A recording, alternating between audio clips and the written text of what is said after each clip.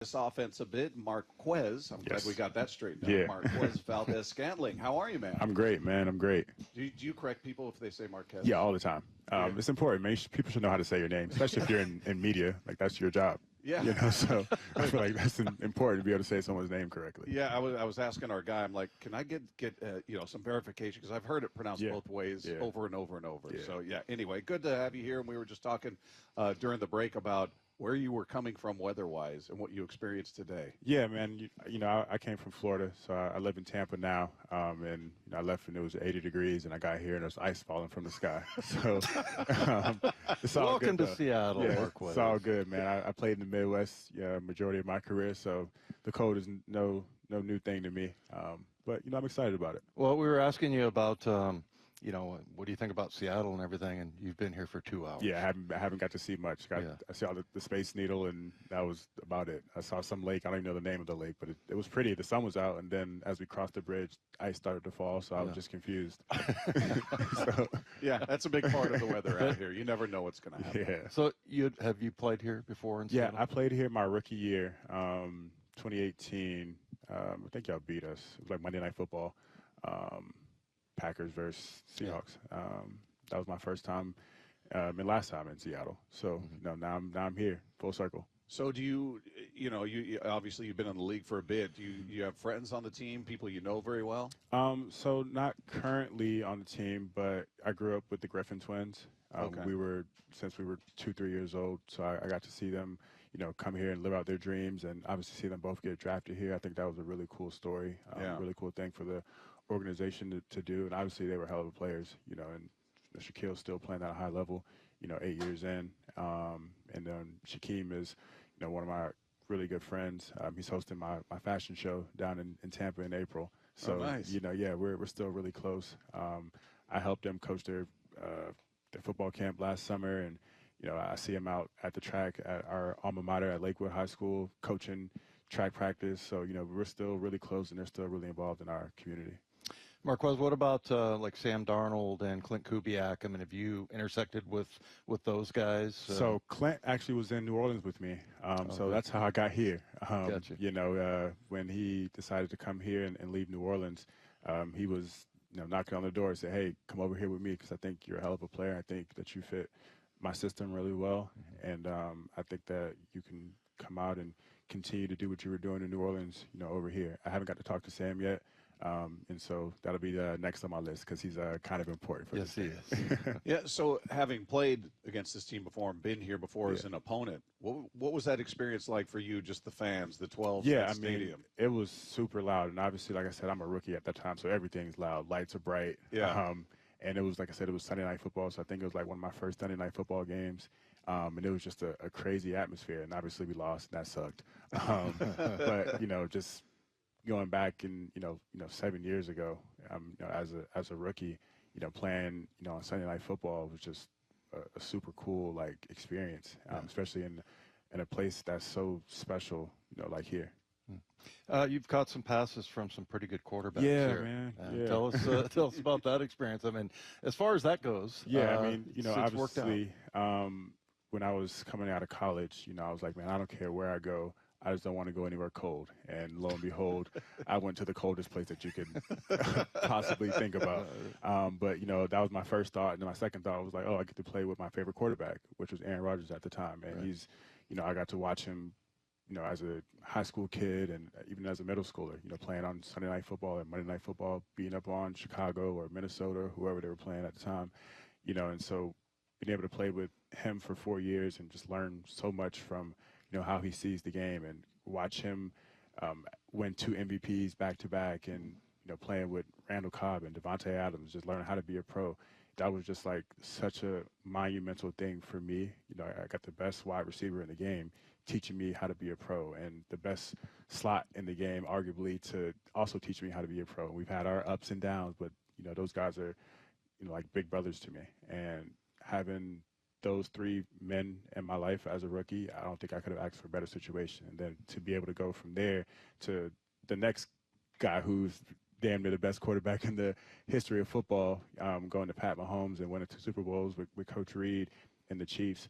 I couldn't ask for a better, 6-year run. And then spending some time in Buffalo with Josh, and then getting traded mid-season to go to the Saints and playing well there, and now I'm here. By the way, I like that you didn't want to go anywhere cold. And your first 3 stops are Green Bay, Kansas City, and Buffalo. Yeah, man. I got to humble you quick, man. Yeah. Too bad you couldn't squeeze Chicago in there. Yeah, I definitely wouldn't want to play there.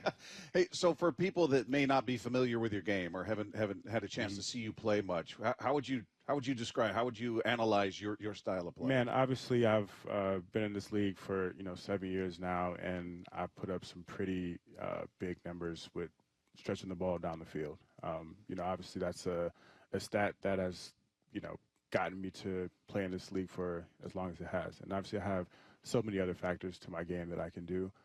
But I think I've led the league in yards per catch, or been in the top 5 almost every year that I've done it. So anytime I touch the ball, it's a big play. And I think that's what people have fallen in love with. But it's not the only thing that I can do.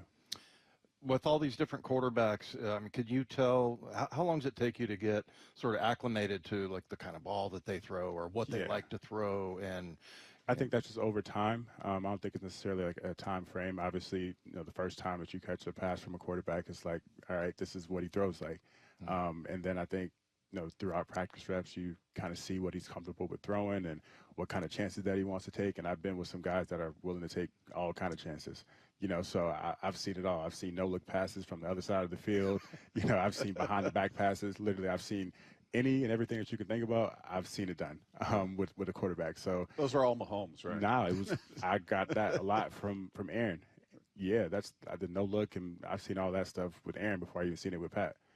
So Aaron doesn't really pull it out game time, but one of my first passes that I got from Aaron in the practice was like a no-look, and he was on the other hash, and I'm running a comeback to the field, and he's looking over here and threw the ball way over here. I didn't think he was throwing it to me. I almost dropped it because I didn't think it was coming to me.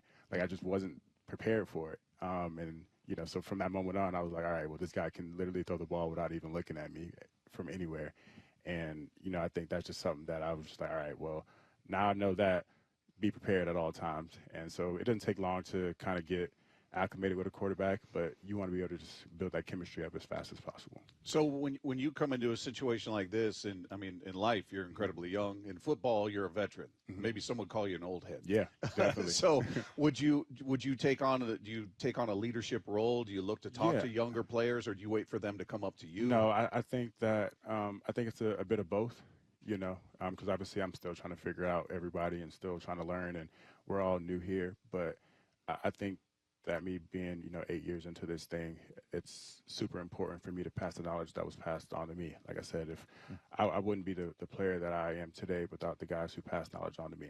And I think you have to pay that forward because it's just important, and there's no reason to gatekeep, man. They print money every day. So I don't need to gatekeep it from nobody else. I want to pass it on because I want to see everybody succeed. I have no selfish bones in my body. And I think throughout my career, that's shown. So whether if that's me running 5 go routes for someone to catch a shallow underneath, then I'll do that, or if it's me catching 100 balls in the season, I'll do that too. But, I think that, the physical side as much as the mental side is both important. So if I can teach a young guy something that I learned or that I saw through my experience or that I struggled with, why not pass it down? Yeah.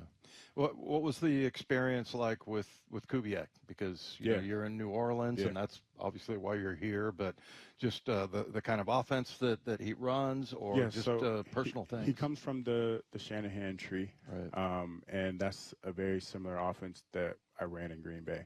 So I spent, my first 4 years and had a bunch of success, in Green Bay with that same system. So I was able to kind of go into New Orleans and pick it up right away. Like I said, I got there, week 9, and I had to play week 10. And I think that first game that I was able to play, I had 100 yards and 2 touchdowns. Yeah. And so I was able to kind of pick it up really quick. It's a testament to, my knowledge, but also what they did and, in my past, as well as, them being able to teach. And I think Clint is a super brilliant guy. I think he finds very creative ways to get his playmakers the ball. It's not just, hey, drop back and throw this guy the ball because I want to. It's like, I'm going to motion this guy to get the defense to move this way so I can get them to run this coverage so then the ball can go to this person. And he does a really good job of doing that and finding the best ways to get guys the ball the way they need it. As far as I don't know how much interaction you have with Coach McDonald before coming here, but just what's your impression of him? Incredibly young guy, not much older than you. Yeah. But just your takeaway from conversations with him. Yeah, I haven't got to talk to him yet. But obviously, coming in and replacing Pete is not a easy task. And so for him to be able to go in and take it head on and not be afraid, I think, especially as a young coach, because, I came in my first year, I had a veteran coach that got fired and had Matt LaFleur come in the next year, and he was a young coach at the time. And so I seen the challenges that he had, as a first-year coach, being a young guy when you and your quarterback are the same age. Like, I saw that. And so I think he's done just a great job of just, like, being personable to the players. That's what I've heard a lot about him, is that, like, the guys just love him and, like, he understands it. And especially when you have, like, young coaches, they can either be on either end of the spectrum of, like, being, too player friendly or not player friendly enough. And I think he's done a good job of, like, creating that balance, at least from what have been told. So you mentioned that you played here in front of this crowd before, in front of the 12s, and is that kind of known around the league that this is a tough place to play? Yeah, for sure, man. That's been the census since I was a kid, with the Legion of Boom, and like it's always been a hard place to play in, especially the way that the stadium is structured. The noise is just funneled right on top of you, and it's one of the places that, like, you dream about playing in. There's a couple stadiums, all around the league, maybe a handful of them that are like that, and I got to play in a good amount of those. But this is one of those ones on the West Coast for sure. So you grew up in Florida. Yeah. Were you a Bucs fan, Dolphins fan? I was a Bucs fan. Yeah, I was a Bucs fan. Yeah, so I'm from St. Petersburg, Florida. I live in Tampa now. I went to USF, and Raymond James is literally tattooed on my back. Like, that is home for me. My house right now is probably 7 minutes away from Raymond James. So I am a Bucs fan when I'm not watching whatever team I'm playing for. Who did you have a player you idolized or said I'm gonna grow up and play like this guy? Well, not on the Bucs. My favorite receiver was always Larry Fitzgerald. He was the guy that I've always, like, looked up to. That's why I wore number 11 in high school and wore it in college. It's been, like, my favorite player of all time. You ever got a chance to meet him? Yeah, I actually got to meet him last summer for the first time. Terrible guy, right? Nah, he's a good guy. Yeah, he's like one of the nicest guys I've ever met in the NFL. Great dude, man. Yeah. Great dude. So, Marquez, what's next for you? I mean, when's the first time you think you'll be on the field? And you've got a lot of settling to do. I haven't even got the schedule yet, man. So, like, I don't even know. I just went back there and picked out my number. So, we'll figure out when I got to be back and when we can hit the ground running. What's the number? 1. Oh, nice. Yeah, Uno. There we go. Uno. That's cool. Yeah. There we go. So I know you guys were talking before we came on the air. Are you a married guy? You have a family? Nah, I'm a single man with 2 dogs. Oh, nice. Yeah. I'm a big animal guy. Yeah. What kind of dogs do you have? I got a husky and a pomsky. You get a husky, very vocal, man. Yeah, well, they're cool. A pomsky. What is that? Pomeranian husky mix? Yeah. Yes, there's like a mini husky. Really? Yeah. I don't know if I've ever seen that. Yeah, he looks just like a husky, just a smaller version of it. Okay. Yeah. And who's watching the kids? I got a dog sitter. Yeah. Yeah. So once I get a house up here, I'll bring him up. It's a long flight from Florida, but we'll figure it out. Yeah. We'll figure it out. Well, man, welcome to Seattle. We're glad to have you. Everybody's looking forward to this season, and lots to unravel, a lot of new quarterback, new receiver, new coordinator. So you're part of a new beginning out here, and I think people are excited. Thanks so much for coming by. Thank y'all for having me. Thanks.